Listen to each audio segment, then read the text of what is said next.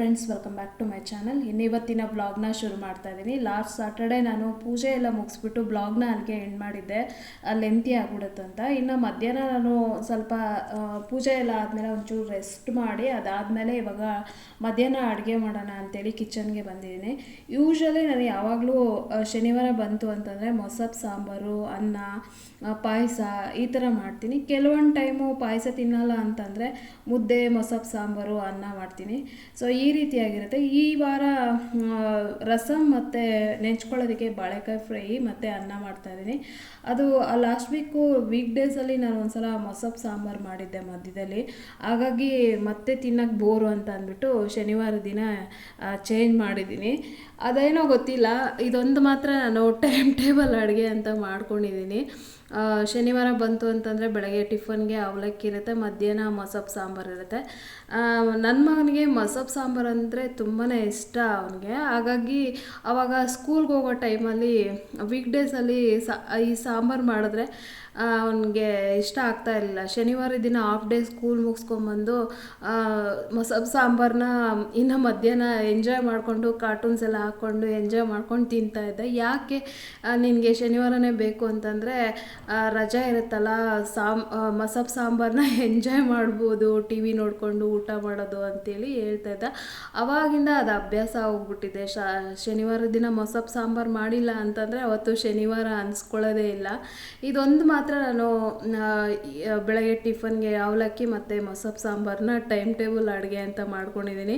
ಇನ್ಯಾವ ಅಡುಗೆನೂ ನಾನು ಮಾಡಲ್ಲ. ಯಾಕೆಂದರೆ ನಾವು ಚಿಕ್ಕವರಿದ್ದಾಗ ನಮ್ಮ ಅಜ್ಜಿನೂ ಹೀಗೆ ಮಾಡ್ತಿದ್ರಿ, ಟೈಮ್ ಟೇಬಲ್ ಅಡುಗೆ ಅಂದರೆ ಇವತ್ತಿನ ದಿನ ಈ ಥರ ಸಾಂಬಾರು, ಆ ಥರ ಸಾಂಬಾರು ಅಂತ ಅಂದ್ಬಿಟ್ಟು. ಹಾಗಾಗಿ ನನಗೆ ಬೋರ್ ಅದು, ಅದಕ್ಕೆ ನಾನು ಅದನ್ನು ಫಾಲೋ ಮಾಡೋದಿಲ್ಲ. ಇನ್ನು ಭಾನುವಾರ ನಾನು ಬ್ಲಾಗ್ನ ಮಾಡಲಿಲ್ಲ. ಸೊ ಇನ್ನು ಸೋಮವಾರ ದಿನ ಗೊತ್ತಲ್ವಾ, ನಾನು ಒಂದೊಂದು ದಿನ ಒಂದೊಂದು ವಾರ ಒಂದೊಂದು ಕೆಲಸ. ಅಂದರೆ ಈಗ ಸೋಮವಾರ ಸ್ಟಾರ್ಟ್ ಆಯಿತು ಅಂತಂದರೆ ಶನಿವಾರದವರೆಗೂ ಯಾವ ರೀತಿ ಕೆಲಸ ಮಾಡ್ಕೊತೀನಿ ಅಂತ ನಮ್ಮ ಹಳೆ ವ್ಯೂವರ್ಸ್ಗೆಲ್ಲ ಗೊತ್ತು. ಸೋಮವಾರ ದಿನ ನಾನು ಫಸ್ಟು ಬಾತ್ರೂಮ್ಗಳೆಲ್ಲ ತೊಳ್ಕೊಂಡೆ ಮೇಲ್ಗಡೆದು. ಮಕ್ಳಿಗೂ ನಾನು ಇನ್ಮೇಲೆ ನಿಮ್ಮ ಬಾತ್ರೂಮ್ ನೀವೇ ತೊಳ್ಕೊಬೇಕು ಅಂತೇಳ್ಬಿಟ್ಟು ಕಲಿಸ್ಬೇಕು. ಏಕೆಂದರೆ ಇನ್ನೂ ಹಾಗೆ ಬಿಟ್ಕೊತ ಹೋದರೆ ಅವರು ಮುಂದೆ ಕಷ್ಟ ಆಗುತ್ತಲ್ವ. ಸೊ ಯಾರು ಯಾವಾಗ ಇರ್ತಾರೋ ಅಂತ ಏನೂ ಹೇಳಕ್ಕೆ ಬರೋಲ್ಲ ಇವಾಗೆಲ್ಲ. ಹಾಗಾಗಿ ಇನ್ಮೇಲೆ ನಾನು ಹೇಳಿದ್ದೀನಿ ಮಕ್ಕಳಿಗೆ, ನನ್ನ ಮಗನಿಗೂ ಅಷ್ಟೇ ಹೇಳಿದ್ದೀನಿ, ನಿನ್ನ ರೂಮು ನೀನೇ ನೀಟಾಗಿ ಇಟ್ಕೋಬೇಕು ಅಂತ. ಎಸ್ಪೆಷಲಿ ನನ್ನ ಮಗಳಿಗೆ ಆಲ್ರೆಡಿ ನಾನು ಹೇಳೋದಕ್ಕೂ ಮುಂಚೆನೇ ಕೆಲಸಗಳನ್ನ ಮುಗಿಸ್ಬಿಡ್ತಾಳೆ. ನನ್ನ ಮಗ ಒಂದು ಸ್ವಲ್ಪ ಹೇಳಿ ಮಾಡಿಸೋದನ್ನ ಕಲಿಸ್ಬೇಕು. ಅದಕ್ಕೆ ಎವ್ರಿ ಸಂಡೇ ಹಾಲಿಡೇ ಇರುತ್ತಲ್ವ, ಆವಾಗ ಒಂದು ಸ್ವಲ್ಪ ಬಾತ್ರೂಮ್ಗಳೆಲ್ಲ ತೊಳ್ಸೋದನ್ನ ಕಲಿಸೋಣ ಅಂತ ಅಂದ್ಕೊಂಡಿದ್ದೀನಿ.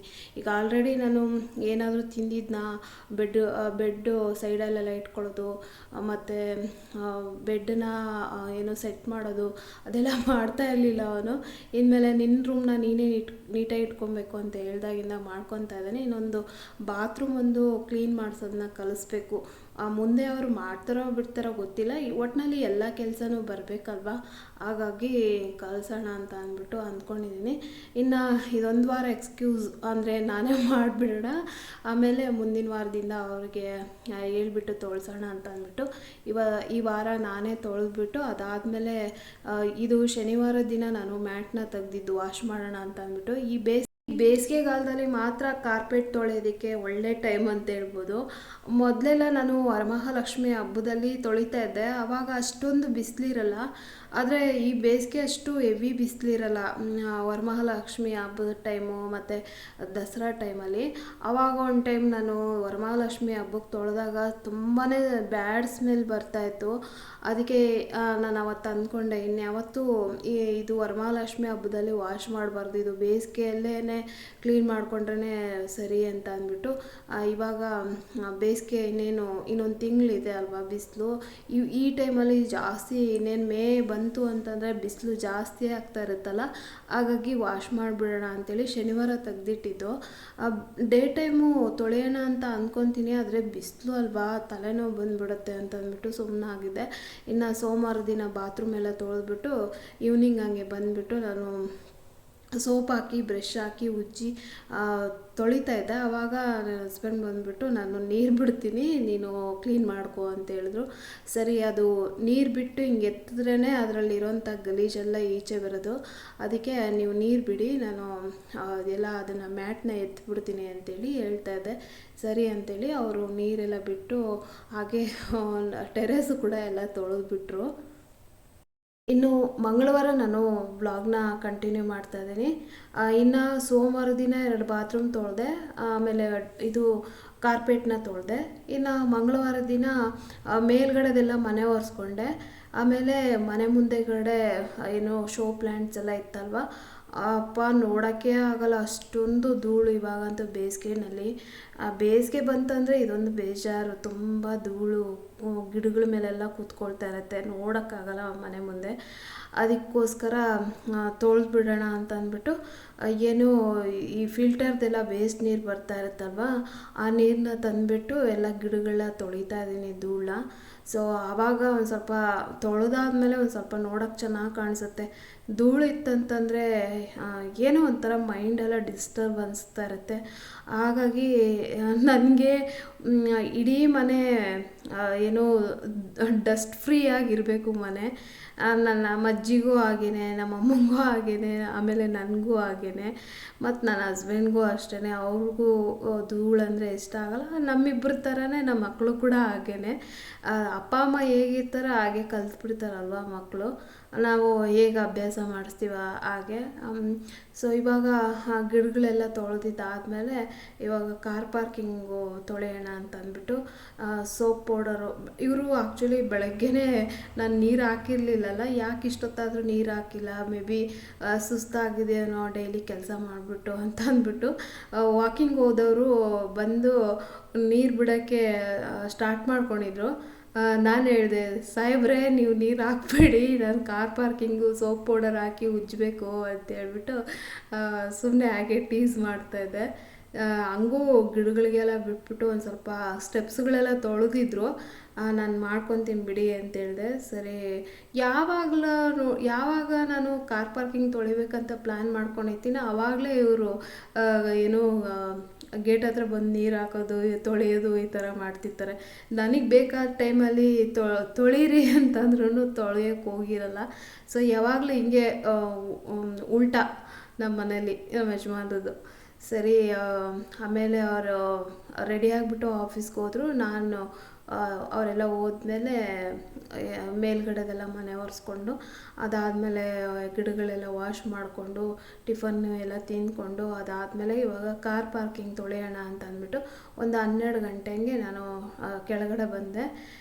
ಇಲ್ಲಿ ನಮ್ಮ ಟೆನೆಂಟು ರಶ್ಮಿ ಮತ್ತು ರವೀಶು ಊರಿಗೆ ಹೋಗಿದ್ರು, ಆಗಲೇ ಬಂದರು. ಈಗ ಒಂದು 2 ಡೇಸ್ ಆಯಿತು. ಅವ್ರು ಇಲ್ಲದೆ ಇರುವಾಗ ನಾನು ತೊಳಿತಾ ಇದ್ದೀನಿ. ಅವರಿತ್ತು ಅಂತಂದರೆ ಬ್ಲಾಗ್ಸ್ ಇವಾಗ ಮಾಡಲ್ಲ ಕೆಳಗಡೆ, ಸುಮ್ಮನೆ ನಾನು ಹೇಳ್ಕೊಂಡಿಲ್ಲ ಅಲ್ವಾ, ಅವ್ರಿಗೂ ತೊಂದರೆ ಆಗುತ್ತೆ, ಮೇ ಬಿ ಕ್ಯಾಮ್ರಾದಲ್ಲಿ ಬರೋಕ್ಕೆ ಇಷ್ಟ ಇರಲ್ವಲ್ಲ ಕೆಲವರಿಗೆ. ಹಾಗಾಗಿ ನಾನು ಬ್ಲಾಗೇನು ಮಾಡೋಕ್ಕೆ ಹೋಗಲ್ಲ ಅವರಿದ್ದರೆ. ಅವರು ಊರಿಗೆ ಹೋಗಿದ್ದರಿಂದ ನಾನಿವಾಗ ಮಾಡ್ತಾಯಿದ್ದೀನಿ. ಹಾಗೆ ಯುಗಾದಿ ಹಬ್ಬದಲ್ಲಿ ನಾನು ವಾಲ್ ಕ್ಲಾಡಿಂಗು ಇಲ್ಲಿ ಕೆಳಗಡೆ ಎಲ್ಲ ಕ್ಲೀನ್ ಮಾಡ್ಕೊಂಡಿರಲಿಲ್ಲ. ಹಾಗಾಗಿ ಇವಾಗ ವಾಲ್ ಕ್ಲಾಡಿಂಗು ಎಲ್ಲ ಲ್ಯಾಡರೆಲ್ಲ ತಂದು ಏನೂ ಕ್ಲೀನ್ ಮಾಡಲಿಲ್ಲ. ನೀರು ಬಿಟ್ಬಿಟ್ಟು ಪೊರ್ಕೆ ತಗೊಂಡು ಜಸ್ಟು ಹಂಗೆ ಒಂದು ಸ್ವಲ್ಪ ಇದು ಮಾಡಿಬಿಟ್ಟು ಆಮೇಲೆ ನೀರನ್ನ ಬಿಡ್ತಾ ಇದ್ದೀನಿ. ಇನ್ನು ಗೇಟು ಸ್ವಲ್ಪ ಸೋಪ್ ಪೌಡರ್ ಎಲ್ಲ ಹಾಕಿ ತೊಳೆಯೋಣ ಅಂತ ಅಂದ್ಕೊಂಡೆ, ಆದರೆ ಸೋಪ್ ಪೌಡರ್ ಎಲ್ಲ ಖಾಲಿ ಆಗಿಬಿಟ್ಟಿತ್ತು. ಸರಿ, ನೆಕ್ಸ್ಟ್ ಟೈಮ್ ತೊಳ್ಕೊಂಡ್ರೆ ಆಯಿತು ಬಿಡು ಅಂತ ಅಂದ್ಬಿಟ್ಟು ಬರೀ ಫ್ಲೋರ್ ಅಷ್ಟೇ ಉಜ್ಜಿಬಿಟ್ಟು ಎಲ್ಲ ಅದಾದಮೇಲೆ ಮೇಲ್ಗಡೆ ಬಂದುಬಿಟ್ಟು ಒಂದು ಸ್ವಲ್ಪ ತಾಗೆ ಕಾರ್ ಪಾರ್ಕಿಂಗ್ ತೊಳೆದ್ಬಿಟ್ರೆ ಈ ಸೆಕೆ ಒಂಥರ ಟಯರ್ಡ್ ಅಂತ ಅನಿಸ್ತಾ ಇರುತ್ತೆ. ಸ್ವಲ್ಪ ಹೊತ್ತು ಬಂದು ಕೂತ್ಕೊಂಡು ಒಂದು ಸ್ವಲ್ಪ ಹೊತ್ತು ಮೊಬೈಲೆಲ್ಲ ನೋಡಿ, ಅದಾದಮೇಲೆ ಇವಾಗ ಮೇನ್ ಡೋರು ಸಿಕ್ಕಾಬಟ್ಟೆ ಧೂಳಾಗ್ಬಿಟ್ಟಿತ್ತು. ಆಗಲೇ ನಾನು ಪೂಜೆ ಮಾಡೋಂಗಿರಲಿಲ್ಲಲ್ಲ, ಹಾಗಾಗಿ 1 ವೀಕು ನಾನು ಒರೆಸಿರ್ಲಿಲ್ಲ. ಇವಾಗ ಮೇನ್ ಡೋರೆಲ್ಲ ಪೇಂಟ್ ಬ್ರಷ್ ತೊಗೊಂಡು ಎಲ್ಲ ಡಸ್ಟನ್ನ ತೆಗಿತಾ ಇದ್ದೀನಿ. ಇದು ನನಗೆ ನಮ್ಮ ಅಪಾರ್ಟ್ಮೆಂಟಲ್ಲಿದ್ವಿ ನಾವು ಸ್ವಂತ ಮನೆಯಲ್ಲಿ, ವೈಟ್ ಫೀಲ್ಡಲ್ಲಿದ್ದಾಗ. ಆವಾಗ ಅಲ್ಲಿ ನಮ್ಮ ಗೇಟ್ ಮುಂದೆಗಡೆ ಫ್ರಂಟ್ ಸೈಡು ಗ್ಲಾಸ್ ಎಲ್ಲ ಕೂರಿಸಿದ್ದಾರೆ, ಅದೇ ಥರದ್ದೇನೆ ಟಿ ವಿ ಯೂನಿಟ್ ಹತ್ರ ಡಿಸೈನ್ ಮಾಡಿದರು ಗ್ಲಾಸು. ಸೊ ಆವಾಗ ಪೇಂಟ್ ಬ್ರಷಲ್ಲಿ ನಾನು ಧೂಳನ್ನೆಲ್ಲ ತೆಗಿತಾ ಇದ್ದೆ, ತುಂಬ ಚೆನ್ನಾಗಿ ಹೋಗ್ತಾಯಿತ್ತು. ಸೊ ಅದೇ ಥರನೇ ನಾನು ಮೇನ್ ಡೋರ್ ಕೂಡ ಡಸ್ಟನ್ನ ತೆಗೆಯೋದಕ್ಕೆ ಪ್ಲ್ಯಾನ್ ಮಾಡಿಕೊಂಡು ಅವಾಗಿಂದ ನಾನು ಪೇಂಟ್ ಬ್ರಷಲ್ಲಿ ಮೇನ್ ಡೋರ್ ಧೂಳನ್ನು ತೆಗಿತಾ ಇರ್ತೀನಿ. ಎಲ್ಲ ಒಂಥರ ಡಸ್ಟ್ ಫ್ರೀ ಆಗಿದ್ರೇ ಮೈಂಡ್ ಫ್ರೆಶ್ ಅಂತ ಅನ್ಸೋದು ನನಗೆ. ಎಲ್ಲಿ ಒಂಚೂರು ಮೇನ್ ಡೋರ್ಗಳ ಮೇಲೆ ಎಲ್ಲೂ ಕಾಣದೇ ಇದ್ದರೆ ಒಂಥರ ಖುಷಿಯಾಗಿರುತ್ತೆ ನನಗೆ. ಹಾಗಾಗಿ ಅದನ್ನೆಲ್ಲ ಕ್ಲೀನ್ ಮಾಡಿಬಿಟ್ಟು ಮಳೆ ಮೋಡ ಆಗಿತ್ತು, ಹಾಗೆ ಮೇಲ್ಗಡೆ ಮನೆ ಒರೆಸ್ಕೊಬೇಕಾಗಿತ್ತು. ಅದಕ್ಕೆ ಬಂದೆ. ಒನ್ ಡೇ ಎಲ್ಲ ಏನು ಉಲ್ಟಾ ತಿರುಗಿಸಿ ಹಾಕಿದ್ರು ಮ್ಯಾಟ್ನ. ಆಮೇಲೆ ಇನ್ನೊಂದು ಡೇ ಅಂದರೆ 2 ದಿನ ಒಣಗಿಸಿರೋದು ನಾನು ಅದನ್ನು ಕಾರ್ಪೆಟ್ಟು. ಒಂದು ದಿನ ಎಲ್ಲ ಉಲ್ಟಾ ಒಣಗಿಸಿದೆ, ಆಮೇಲೆ ಇನ್ನೊಂದು ದಿನ ಏನು ಕಾರ್ಪೆಟ್ಟು ಮುಖ ಇರುತ್ತೆ ಅಂದರೆ ನಾವು ಮ್ಯಾಟ್ ಹಾಸಿದಾಗ ಫ್ರಂಟ್ ಸೈಡ್ ಇರುತ್ತಲ್ವ, ಅದನ್ನು ಒಂದು ದಿನ ಎಲ್ಲ ಒಣಗಿಸ್ದೆ. ಬಿಸಿಲಲ್ಲಿ ಕಲರ್ ಶೇಡ್ ಆಗುತ್ತೆ ಅಂತ ಅಂದ್ಕೊಂಡಿದ್ದೆ, ಆದರೆ ಏನೂ ಆಗಿಲ್ಲ. 2 ದಿನ ಚೆನ್ನಾಗಿ ಒಣಗಿಸ್ಬಿಟ್ಟು ತೊಗೊಂಡು ಬಂದೆ. ಇನ್ನು ಕಾರ್ಪೆಟ್ ಎಲ್ಲ ಉಲ್ಟಾ ಮಾಡಿಬಿಟ್ಟು ಅದಾದಮೇಲೆ ಇದು ಮೇಲ್ಗಡೆದೆಲ್ಲ ಇವಾಗ ಮನೆ ಒರೆಸ್ಕೊಂಡು ಬರ್ತಾಯಿದ್ದೀನಿ. ಹಾಗೆ ಗಿಡಗಳ ಕೆಳಗಡೆ ಅದು ಮಾಪ್ ಹೋಗೋದಿಲ್ಲ ಅಲ್ವಾ, ಹಾಗಾಗಿ ಒಂದು ಬಟ್ಟೆ ತೊಗೊಂಡು ನೀಟಾಗೆ ಎಲ್ಲ ಒರೆಸ್ಕೊಂಡು ಅದಾದಮೇಲೆ ಬಾಲ್ಕನಿ ಕೂಡ ಎಲ್ಲ ಒರೆಸ್ಕೊಂಡು ಇನ್ನು ಬಂದುಬಿಟ್ಟು ನೀರೆಲ್ಲ ಚೆಲ್ಬಿಟ್ಟು ಫೇಸ್ ವಾಶ್ ಮಾಡಿಕೊಂಡು ಫುಲ್ಲು ಮನೆ ಒರೆಸಿ ಇದಾಗಿತ್ತು, ಸುಸ್ತು ಅನಿಸ್ತಾಯಿತ್ತು. ಇವಾಗ ಬೇಸಿಗೆಗಾಲದಲ್ಲಿ ಸಂಜೆ ಅಷ್ಟೊತ್ತಿಗೆ ಏನಾದರೂ ಕುಡಿಬೇಕು ಅಂತ ಅಂದ್ಬಿಟ್ಟು ಅನ್ನಿಸ್ತಾ ಇರುತ್ತೆ.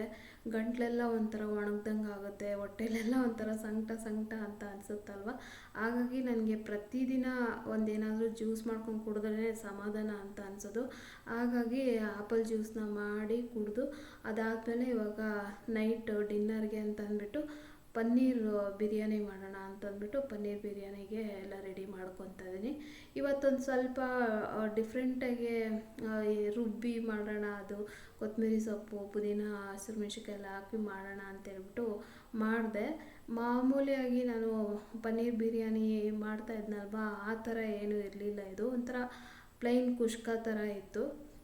ಆವಾಗ ನಾನು ಬೇರೆ ಥರನೇ ಮಾಡ್ತಾಯಿದ್ದೆ, ಅದು ತುಂಬ ಚೆನ್ನಾಗಿ ಟೇಸ್ಟ್ ಬರ್ತಾಯಿತ್ತು. ಒಳ್ಳೆ ಏನೋ ನಾನ್ ವೆಜ್ ಬಿರಿಯಾನಿ ತಿಂತಾಯಿದ್ದೀವಿ ನಾನು ಆ ಥರ ಇರ್ತಾಯಿತ್ತು. ಸೊ ಯಾವಾಗಲೂ ಒಂದೇ ಥರ ಏನು ಮಾಡೋದು ಅಂತಂದ್ಬಿಟ್ಟು ಸ್ವಲ್ಪ ಚೇಂಜ್ ಮಾಡೋಕ್ಕೆ ಹೋದೆ, ಆದರೆ ನನಗೆ ಅಷ್ಟೊಂದು ಏನು ಇಷ್ಟ ಆಗಲಿಲ್ಲ. ನಾನು ಮಂಗಳವಾರ ದಿನ ಬೆಳಗ್ಗೆನೇ ಫಸ್ಟು ಸ್ನಾನ ಮಾಡಿಕೊಂಡು ಕೆಲಸನ ಶುರು ಮಾಡಿದ್ದು. ಗಿಡಗಳಿಗೆಲ್ಲ ಏನು ನೀರೆಲ್ಲ ಅದು ಗಿಡಗಳೆಲ್ಲ ವಾಟರ್ ವಾಶ್ ಮಾಡಿ ಅದಾದಮೇಲೆ ಕಾರ್ ಪಾರ್ಕಿಂಗ್ ಎಲ್ಲ ತೊಳೆದು ಆಮೇಲೆ ಮೇನ್ ಡೋರ್ ಎಲ್ಲ ಡಸ್ಟ್ ಫ್ರೀ ಮಾಡಬೇಕು ಅಂಥೇಳಿ ಇಷ್ಟು ಪ್ಲ್ಯಾನ್ನ ಮಾಡ್ಕೊಂಡಿದ್ದೆ. ಸೊ ಆ ರೀತಿಯೇ ಆಯಿತು ಕೆಲಸಗಳು. ಇನ್ನು ನೈಟ್ ಡಿನ್ನರ್ಗೆ ಈವ್ನಿಂಗ್ ಆಯಿತು. ನೈಟ್ ಡಿನ್ನರ್ಗೆ ಅಂತ ಅಂದ್ಬಿಟ್ಟು ಇಲ್ಲಿ ಪನ್ನೀರ್ ಬಿರಿಯಾನಿ ಮಾಡ್ತಾಯಿದ್ದೀನಿ. ಸೊ ಈ ಸಲ ಒಂದು ಸ್ವಲ್ಪ ಕೊತ್ತಂಬರಿ ಸೊಪ್ಪು, ಪುದೀನ, ಹಸಿರು ಮೆಣಸಿನ್ಕಾಯಿ ರುಬ್ಬಿ ಹಾಕಿ ಮಾಡಿದ್ದೆ. ಯಾವಾಗಲೂ ಬೇರೆ ಥರ ಮಾಡ್ತಿದ್ದೆ, ಯಾವಾಗಲೂ ಒಂದೇ ಥರ ಏನಕ್ಕೆ ಅಂತೇಳಿ ಮಾಡಿದೆ. ಸೊ ಅಷ್ಟೊಂದು ಮೊದಲು ಮಾಡೋ ಥರ ಟೇಸ್ಟ್ ಬರಲಿಲ್ಲ. ಯಾವಾಗಲೂ ಒಂದೇ ಥರ ಮಾಡಿ ತಿನ್ನೋದು ಏನಕ್ಕೆ ಅಂತ ಚೇಂಜ್ ಮಾಡಿದೆ, ಸ್ವಲ್ಪ ಟೇಸ್ಟ್ ಕಡಿಮೆ ಆಯಿತು. ಇನ್ನು ಪನ್ನೀರ್ ಬಿರಿಯಾನಿ ನಾನು ಮಾಡೋದಕ್ಕೆ ಅಂತೇಳಿ ಪನ್ನೀರ್ ಕಟ್ ಮಾಡುವಾಗ ನನ್ನ ಹಸ್ಬೆಂಡ್ ಕಾಲ್ ಮಾಡಿದ್ರು. ಅವರು ಆಫೀಸಿಂದ ಬರ್ತಾ ಹಾಗೆ ಹೊಟ್ಟೆ ಹಸಿವಾಗಿದೆ ಅಂತೇಳಿ ಸಾತ್ವಿಕಲ್ಲಿ ಒಂಚೂರು ಸಂಜೆ ಟೈಮೆಲ್ಲ ಉಪ್ಪಿಟ್ಟು ತುಂಬಾ ಸ್ಪೆಷಲಾಗಿ ತುಂಬ ಚೆನ್ನಾಗಿರುತ್ತಂತೆ. ಹಾಗಾಗಿ ನಾನು ಈ ಥರ ತಿನ್ಕೊಂಬರ್ತಾಯಿದ್ದೀನಿ, ನಿಮಗೇನಾದರೂ ಬೇಕಾ ಅಂತೇಳಿ ಅವರು ಕೇಳಿದ್ರು. ನಾನು ಆದಷ್ಟು ಹೊರಗಡೆದು ಏನೂ ತಿನ್ನೋದಿಲ್ಲ, ಯಾವಾಗಲೂ ಮನೆಯಲ್ಲೇ ಪ್ರಿಪೇರ್ ಮಾಡಿಕೊಂಡು ತಿನ್ನೋದು. ಅದೇನೋ ಅಂದರೆ ಮನೇಲಿ ಪ್ರಿಪೇರ್ ಮಾಡ್ಕೊಂಡು ತಿನ್ನೋದು ಅಂತಂದರೆ ಊಟ ತಿಂತೀನಿ, ಅದು ಬಿಟ್ಟರೆ ಜ್ಯೂಸ್ ಕುಡಿತೀನಿ, ಅದ್ರ ಬಿಟ್ಟರೆ ಮಜ್ಜಿಗೆ ಕುಡಿತೀನಿ ಅಷ್ಟೇ. ಹೊರಗಡೆದೆಲ್ಲ ಅಷ್ಟೊಂದು ನಾನು ಏನು ಅಂದರೆ ಪಾನಿಪುರಿ ಆಗಿರ್ಬೋದು, ಗೋಬಿ ಮಂಚೂರಿ ಆಗಿರ್ಬೋದು, ಈ ಥರ ಚಾಟ್ಸ್ ಎಲ್ಲ ತುಂಬ ಕಮ್ಮಿ ನಾನು ತಿನ್ನೋದು. ಕುರ್ಕುಲ್ ತಿಂಡಿನೂ ಅಷ್ಟೇ ನಾನು ತಿನ್ನೋಕ್ಕೆ ಹೋಗಲ್ಲ, ಬರೀ ಊಟ ಆಯಿತು, ಹಣ್ಣಾಯಿತು ಇಷ್ಟೇ. ಹಾಗಾಗಿ ತುಂಬ ರೇರಾಗೆ ಇವಾಗ ನಾನ್ ವೆಜ್ ಏನೂ ತಿಂತಾಯಿಲ್ಲ ನಾನು. ಅದಕ್ಕೆ ಮಾಡೋಕ್ಕೂ ಟೈಮ್ ಇರಲಿಲ್ಲ. ಮಕ್ಕಳಿಗೆ ಸಂಜೆ ಟೈಮ್ ಏನಾದರೂ ಸ್ನ್ಯಾಕ್ಸ್ ಮಾಡಿಕೊಡ್ಬೋದು, ಆದರೆ ಟೈಮು ಇರಲಿಲ್ಲ ನನಗೆ. ಬ್ಯುಸಿಯಾಗಿದ್ದೆ, ಕಾರ್ ಪಾರ್ಕಿಂಗ್ ತೊಳ್ಕೊಂಡು ಇವೆಲ್ಲ ಕೆಲಸಗಳು ಮಾಡ್ಕೊತಾ ಇದ್ನಲ್ವ, ಹಾಗಾಗಿ ಮಾಡಲಿಲ್ಲ. ಸರಿ, ಕೇಳಿದ್ರಲ್ವ ಅವರು, ಅದಕ್ಕೆ ಇದು ಗೋಬಿ ಮಂಚೂರಿ ತೊಗೊಂಬನ್ನಿ ಅಂತ ಹೇಳಿದೆ. ಸಾತ್ವಿಕಲ್ಲಿ ಗೋಬಿ ಮಂಚೂರಿ ತಂದುಕೊಟ್ರು. ನೈಟು ಪನ್ನೀರ್ ಬಿರಿಯಾನಿ ಬೇರೆ ಮಾಡಿದ್ನಲ್ವ, ಅದಕ್ಕೆ ಚೆನ್ನಾಗಿರುತ್ತೆ ಅಂತ ಅಂದ್ಬಿಟ್ಟು ಊಟಕ್ಕೆ ಬಡಿಸ್ಕೊಂಡು ತಿಂದ್ಬಿಟ್ಟು, ಆಮೇಲೆ ಇನ್ನು ಬುಧವಾರ ದಿನ ನಾನು ಬ್ಲಾಗ್ನ ಕಂಟಿನ್ಯೂ ಮಾಡ್ತಾಯಿದ್ದೀನಿ. ಇವಾಗ ಆಗಲೇ ನಾನು ಯುಗಾದಿ ಹಬ್ಬಕ್ಕೆ ಕ್ಲೀನ್ ಮಾಡ್ಕೊಂಡಿದ್ದು ಇದು ದೇವ್ರ ಮನೆ ಕಾರ್ವಿಂಗ್ ಎಲ್ಲ. ಹಾಗಾಗಿ ಇವಾಗ ಬ್ರಷ್ ತೊಗೊಂಡ್ಬಿಟ್ಟು ಧೂಳೆಲ್ಲ ಬೀಳಿಸ್ತಾ ಇದ್ದೀನಿ. ಧೂಳೇನೂ ಇರಲಿಲ್ಲ ಇದ್ರ ಮೇಲೆ ಜಾಸ್ತಿ. ಸೊ ಆದ್ರೂ ಇರಲಿ ಬಿಡಲಿ, ವಾರಕ್ಕೊಂದ್ಸಲ ಇಲ್ಲ 15 ದಿನಕ್ಕೊಂದ್ಸಲ ಪೇಂಟ್ ಬ್ರಷಲ್ಲಿ ಎಲ್ಲ ಡಸ್ಟನ್ನ ಕ್ಲೀನ್ ಮಾಡ್ಕೊತೀನಿ. ಸೊ ಹಾಗೆ ಇಲ್ಲಿ ಅಷ್ಟಲಕ್ಷ್ಮಿ ಅವ್ರದ್ದು ಮುಖವಾಡನ್ನು ಕೂಡ ಒಂದು ಹಸಿ ಬಟ್ಟೆ ತೊಗೊಂಡು ಎಲ್ಲ ಒರೆಸ್ಕೊತಾ ಇದ್ದೀನಿ. ಸೊ ಎಲ್ಲ ಪ್ರತಿದಿನ ಒಂದೊಂದು ಕೆಲಸಗಳು ಅಂತ ಹಂತವಾಗಿ ಮಾಡ್ಕೊಂಡು ಹೋದ್ರೇ ಮನೆ ನೋಡೋದಕ್ಕೆ ಚೆಂದ ಅನಿಸೋದು. ಸೊ ಇವತ್ತು ಆ್ಯಕ್ಚುಲಿ ನಾನು ನೆನ್ನೆ ವಿಡಿಯೋ ಹಾಕಬೇಕಾಗಿತ್ತು. ತುಂಬ ದಿನ ಆದಮೇಲೆ ನಾವು ಇವಾಗ ಬಿಟ್ಟು ಬಂದ್ವಲ್ಲ, ಓನರ್ ಅಮ್ಮನಿಗೆ ಕಾಲ್ ಮಾಡಿದ್ದೆ ಏನೋ ಕೇಳಬೇಕು ಅಂತ. ಅಮ್ಮ ಹೇಳ್ತಾಯಿದ್ರು, ಎಷ್ಟಮ್ಮ ಕೆಲಸ ಮಾಡ್ತೀಯ ನೀನು, ಕಡಿಮೆ ಮಾಡು ಫಸ್ಟು, ಮುಂದಕ್ಕೆ ಕಷ್ಟ ಆಗುತ್ತೆ ನೋಡು, ಇವಾಗ ಗೊತ್ತಾಗಲ್ಲ ನಿನಗೆ ಅಂತ. ಅವ್ರು ಯಾವಾಗಲೂ ಈ 2 ವರ್ಷದಿಂದ ಅವ್ರಿಗೆ ನನ್ನ ಬ್ಲಾಗ್ ಸಿಕ್ತಾಗಿಂದ ಹೇಳ್ತಾನೆ ಇದ್ದಾರೆ. ಸರಿ, ಇನ್ನೊಂದು 2 ವರ್ಷ ಮಾಡಿಬಿಟ್ಟು ಇಟ್ಕೊತೀನಿ, ಸುಮ್ಮನೆ ಇರಿ ಅಮ್ಮ ಅಂತ ಹೇಳ್ತಾಯಿದ್ದೆ. ಅಲ್ಲ, ನಾವು ಹೇಳ್ತೀವಿ, ಆದರೆ ಅವರು ಪಾಪ ಎಷ್ಟೊಂದು ಮನೆ ಕೆಲಸ ಮಾಡ್ತಾರಲ್ವ, ನಿನ್ನಷ್ಟು ನೀಟಾಗಿ ಮಾಡಲ್ಲ ನಂಗೆ ಗೊತ್ತು, ಆದರೂ ಇಟ್ಕೋಬೇಕು ಒಬ್ಳು ಅಷ್ಟೊಂದು ಮಾಡಾದರೆ ಏನಾಗುತ್ತೆ, ಹೆಲ್ತು ಆರೋಗ್ಯ ತುಂಬ ಇಂಪಾರ್ಟೆಂಟ್ ಕಣಮ್ಮ ಅಂತೇಳಿ ಹೇಳ್ತಾಯಿದ್ರು. ಹ್ಞೂ ಅಮ್ಮ, ಆದರೆ ಏನು ಮಾಡೋದು, ಅವ್ರ ಕೆಲಸಗಳು ನಮ್ಗೆ ಇಷ್ಟ ಆಗಲ್ಲಲ್ಲ, ಹಾಗಾಗಿ ಮಾಡ್ಕೊತಾ ಇದ್ದೀನಿ ಅಂತೇಳಿ ಹೇಳ್ತಾಯಿದ್ದೆ. ಸೊ ಅವರು ಕೂಡ ಅದೇ ಹೇಳ್ತಾಯಿದ್ರು, ನಿನ್ನನ್ನು ತುಂಬ ನೆನೆಸ್ಕೊತೀವಿ ನಾವು, ಪದ್ಮನ್ ಥರ ಯಾರೂ ಅಂದರೆ ಅವ್ರ ಮನೇನ ನನ್ನ ಥರ ಯಾರೂ ಇಟ್ಕೊಳ್ಳಲ್ಲ ಅಂತೇಳ್ಬಿಟ್ಟು ಮಾತಾಡ್ತಾ ಇರ್ತಾರಂತೆ. ಪದ್ಮನ್ ಥರ ನೀಟಾಗಿ ಯಾರು ಇಟ್ಕೊಳ್ಳೋರು ಬರಲೇ ಇಲ್ಲ ಈ ಮನೇನ ಅಂತೇಳಿ ಅಂದ್ಕೊತಾ ಇರ್ತೀವಿ, ತುಂಬ ನೆನೆಸ್ಕೊತೀವಿ ಅಂತ ಹೇಳ್ತಾಯಿದ್ರು. ತುಂಬ ಖುಷಿ ಆಯಿತು. ಅದೇ ಹೇಳ್ತಾ ಇರ್ತೀನಲ್ವ ನಾನು ಬ್ಲಾಗ್ಸಲ್ಲಿ, ನಾವಿರೋ ಮನೆ ಬಾಡಿಗೆ ಮನೆ ಆಗಿರ್ಬೋದು, ಸ್ವಂತ ಮನೆ ಆಗಿರ್ಬೋದು, ಅದು ನಾವಿರೋ ತನಕ ನಮ್ಮ ಮನೆಯೇ ಅಲ್ವಾ ಅಂತ ಅಂದ್ಬಿಟ್ಟು ನಾನು ಕ್ಲೀನಾಗಿ ಇಟ್ಕೊತಾ ಇದ್ದೆ. ಸೊ ಇವಾಗ ಅಮ್ಮ ಹೇಳ್ತಾ ಇರ್ತಾರೆ, ನೀನು ಇಟ್ಕೊಂಡ ಯಾರೂ ಬರಲೇ ಇಲ್ಲ ಬಿಡಮ್ಮ, ಅಷ್ಟು ಚೆನ್ನಾಗಿ ಇಟ್ಕೊತಾ ಇದ್ದೆ ನೀನು. ಸೊಸೆಯರ ಹತ್ರನೇ ಹೇಳ್ತಾ ಇದ್ದೆ, ಹೋಗಿ ನೋಡೋಗು ಬಾಡಿಗೆ ಮನೇಲಿ ಇರೋರು ಎಷ್ಟು ನೀಟಾಗಿ ಇಟ್ಕೊಂಡಿದ್ದಾರೆ ಮನೇನ ಅಂಥೇಳಿ ಬೈಯೋರಂತೆ. ರೇಣುಕಾ ಅವ್ರು ಹೇಳ್ತಾಯಿದ್ರು ನನಗೆ. ಈ ಥರ ಎಲ್ಲ ಕಡೆನೂ ಫ್ಯಾಮಿಲಿ ಥರನೇ ಇದ್ವಿ ನಾವು. ಯಾವ ಮನೆಗೆ ಹೋದ್ರೂ ಅವ್ರ ಓನರು, ನಾವು ಬಾಡಿಗೆಯವರು ಅಂತ ಇರಲೇ ಇಲ್ಲ. ಮೈಸೂರಲ್ಲಾಗಿರ್ಬೋದು, ದಾವಣಗೆರೆಯಲ್ಲಾಗಿರ್ಬೋದು, ಬೆಂಗಳೂರಲ್ಲಾಗಿರ್ಬೋದು, ಪ್ರತಿಯೊಬ್ಬ ಓನರು ಒಂಥರ ಫ್ಯಾಮಿಲಿ ಥರ ಇದ್ವಿ. ಅದರಲ್ಲೂ ಒಂದು 2-3 ಓನರ್ ತುಂಬ ಅಟ್ಯಾಚ್ಮೆಂಟಾಗಿತ್ತು ದಾವಣಗೆರೆಯಲ್ಲಿ. ಮತ್ತು ಇವಾಗ ಇಲ್ಲಿ ಇವಾಗ ಕಾಲ್ ಮಾಡಿದ್ನಲ್ಲ ನೆನ್ನೆ ಅಮ್ಮಂಗೆ, ಅವರು ತುಂಬ ಕ್ಲೋಸಾಗಿದ್ವಿ. ರೇಣುಕಾ ಅವರು ಲಾಸ್ಟ್ ಟೈಮ್ ನಮ್ಮ ಮನೆಗೆ ಬಂದಿದ್ರಲ್ವ, ನಮ್ಮ ಇಂಜಿನಿಯರು, ಅವರು ಅಂತೂ ಮನೆಯಲ್ಲಿ ಅವ್ರ ಮಗಳು ಮತ್ತು ಮಗನ ದಿಯಾ ಮತ್ತು ಅರ್ಜುನ್ನ ಏನಾದ್ರು ಊಟ ಮಾಡಿಲ್ಲ ಅಂದರೆ ಒಂಚೂರು ಊಟ ತಿನ್ನಿಸ್ಬಿಡು ಪದ್ಮ, ಏನಾದ್ರು ಫ್ರೂಟ್ಸ್ ಕಟ್ ಮಾಡಿಕೊಡು ಪದ್ಮ ಅಂತ ಹೇಳೋರು. ನಮ್ಮ ಮನೇಲಿ ಸಿಕ್ಕಾಬಟ್ಟೆ fruits, mother dairy suffer market ಅಲ್ವಾ, ಸಿಕ್ಕಾಬಟ್ಟೆ ಫ್ರೂಟ್ಸ್ ಇರ್ತಾಯಿತ್ತು. ಅವ್ರಿಗೆ ಗೊತ್ತು ಪದ್ಮನ ಹತ್ರ ಸಿಕ್ಕಾಬಟ್ಟೆ ಫ್ರೂಟ್ಸ್ ಇರುತ್ತೆ ಅಂತ ಅಂದ್ಬಿಟ್ಟು ಗೊತ್ತು. ಹಾಗಾಗಿ ಕಟ್ ಮಾಡಿಕೊಡು, ತಿನ್ನಿಸು ಊಟನ ಅಂತೇಳಿ ಅವರು ಕೆಲಸದ ಮೇಲೆ ಹೋಗ್ಬಿಡೋರು. ಸರಿ, ನಾನು ಒಂದೊಂದು ದಿನ ಅವರು ಬ್ಯುಸಿ ಇದ್ದಿದ್ದ ದಿನ ನೋಡ್ಕೊತಿದ್ದೆ. ಹಾಗೆ ನಮ್ಮ ಮಕ್ಕಳು ಕೂಡ ಅಷ್ಟೇ, ತುಂಬ ಹೊತ್ತು ಅವ್ರ ಮನೆಯಲ್ಲೇ ಇರ್ತಾಯಿದ್ರು, ನನ್ನ ಮಗಳು ಮಗ ಎಲ್ಲರೂ. ಸೊ ಈ ಥರ ಒಳ್ಳೆ ಫ್ಯಾಮಿಲಿ ಥರ ಇರ್ತಾರೆ. ಇನ್ನೊಂದೇನು ಅಂತಂದರೆ, ಸಫಲ್ ಮಾರ್ಕೆಟ್ ಮದರ್ ಡೈರಿಯಲ್ಲಿ ಇದ್ದಾಗ ತಿಂಗಳಿಗೆ 2 ಸಲ ಅಂತ ಅಂದ್ಬಿಟ್ಟು ಡೆಲ್ಲಿಗೆ ಇವರು ಮೀಟಿಂಗ್ ಎಲ್ಲ ಹೋಗ್ತಾಯಿದ್ರು. ಆವಾಗ ನಾನು 2 ದಿನ ಹಿಂಗೆ ಮಕ್ಕಳನ್ನು ಕರ್ಕೊಂಡು ಮನೇಲಿ ಒಬ್ಬಳೇ ಇರ್ತಾಯಿದ್ದೆ. ಒಂಚೂರೂ ಏನು ಭಯನೇ ಇರಲಿಲ್ಲ. ಕೆಳಗಡೆ ಇಬ್ಬರೂ ಓನರ್ ಅವರು. ಸೊ ಮೇಲ್ಗಡೆ ಅವ್ರ ಮಗಳಿಗೆ ಅಂತ ಕಟ್ಕೊಟ್ಟಿದ್ದು, ನಮಗೆ ಬಾಡಿಗೆಗೆ ಕೊಟ್ಟಿದ್ದು. ಆಮೇಲೆ ಲಿಫ್ಟ್ ಹತ್ರ ಒಂದು ಸೇಫ್ಟಿ ಡೋರ್ ಅಂತ ಇದೆ, ಅದನ್ನು ಕ್ಲೋಸ್ ಮಾಡಿಬಿಟ್ರೆ ಯಾರೂ ಒಳಗಡೆ ಬರೋಕ್ಕಾಗ್ತಾನೆ ಇರಲಿಲ್ಲ. ಲೇಟ್ ನೈಟು ಇವ್ರೇನಾದರೂ 2 ಗಂಟೆ 3 ಗಂಟೆ ಫ್ಲೈಟಿಂದ ಮನೆಗೆ ಬರೋಷ್ಟೊತ್ತಿಗೆ ಒಂದು 2 ಗಂಟೆ 3 ಗಂಟೆ ಹಂಗಾಗಿರೋದು. ನಾನು ರೇಣುಕಾಗೆ ಕಾಲ್ ಮಾಡಿ ಹೇಳ್ತಿದ್ದೆ, ಇವತ್ತು ಅವ್ರು ಬರ್ತಾರೆ, ಕ್ಲೋಸ್ ಮಾಡಬೇಡಿ ಡೋರ್ನ, ನಾನು ಕ್ಲೋಸ್ ಮಾಡ್ಕೊಂಬರ್ತೀನಿ ನೈಟು ಅಂತೇಳಿ ಹೇಳಿದ್ರೆ, ಗೇಟಿಂದ ಒಂದು ಹಾಕ್ತಾಯಿದ್ರು, ಲಿಫ್ಟ್ ಹತ್ರ ಸೇಫ್ಟಿ ಡೋರ್ ಹಾಕ್ತಾ ಇರಲಿಲ್ಲ. ಆಮೇಲೆ ಅವ್ರು ಬಂದಮೇಲೆ ಕ್ಲೋಸ್ ಮಾಡ್ಕೊಂಬಿಡ್ತಾಯಿದ್ವಿ. ಈ ಥರ ಒಂಥರ ಫ್ಯಾಮಿಲಿ ಥರ ಇರ್ತಾಯಿದ್ವಿ. ತುಂಬ ಚೆನ್ನಾಗಿತ್ತು. ಇವಾಗಲೂ ನಮ್ಮ ಬಾಂಡಿಂಗು, ನಾವು ಓನರು, ಅವರು ಬಾಡಿಗೆಯವರು ಅನ್ನೋ ಥರ ಇಲ್ಲವೇ ಇಲ್ಲ. ಒಂಥರ ಫ್ಯಾಮಿಲಿ ಥರ ಇದ್ದೀವಿ. ಅದರಲ್ಲೂ ಸೊಸೆಯರು ಅಷ್ಟೇ ತುಂಬಾ ಒಳ್ಳೆಯವರು. ಅಂಬಿಕಾ ಅವ್ರ ದೊಡ್ಡ ಸೊಸೆ ಅಂತೂ ನಿಜವಾಗ್ಲೂ ನಮ್ಮ ಫ್ಯಾಮಿಲಿ ಅವ್ರಿಗೆ ಯಾರೋ ಅಂತ ಅನಿಸೋದು. ಏನಾದರೂ ನಾನ್ ವೆಜ್ ಮಾಡಲಿಕ್ಕೆ ಏನೇ ಒಂದು ಮಾಡಿದ್ರು ನಮ್ಮನ್ನು ಬಿಟ್ಟು ತಿಂತಾ ಇರಲಿಲ್ಲ. ಅಷ್ಟು ಒಳ್ಳೆ ಜನ ಮಾತ್ರ ಅವರು. ಎಲ್ಲರೂ ಅಷ್ಟೇ, ಎಲ್ಲ ನಾವು ಎಲ್ಲೆಲ್ಲಿ ಬಾಡಿಗೆ ಇದ್ವಿ ಅವರೆಲ್ಲರೂ ಅಷ್ಟೇ ತುಂಬ ಒಳ್ಳೆಯ ಜನ. ಆಮೇಲೆ ಹೊರಗಡೆ ಎಲ್ಲ ಜನನೂ ಅಷ್ಟೇ, ನಮ್ಮನ್ನು ನೋಡಿದ್ರೆ ತುಂಬಾ ಪ್ರೀತಿಸ್ತಾರೆ, ತುಂಬ ಖುಷಿ ಆಗುತ್ತೆ. ಸೊ ಇನ್ನು ಲಾಸ್ಟಿಗೆ ದೇವ್ರ ಮನೆ ಎಲ್ಲ ಒರೆಸಿ, ದೇವ್ರ ಫೋಟೋಸ್ ಎಲ್ಲ ಒರೆಸಿ, ಅದಾದಮೇಲೆ ಅಡುಗೆ ಎಲ್ಲ ಮಾಡಿ, ಊಟ ಮಾಡಿ, ಪಾತ್ರೆ ತೊಳೆದು, ಅದಾದಮೇಲೆ ಫ್ರಿಜ್ಜೆಲ್ಲ ಒರೆಸ್ದೆ. ಇವತ್ತಿನ ಬ್ಲಾಗ್ ಇದಾಗಿತ್ತು friends. Thank you for watching. Bye.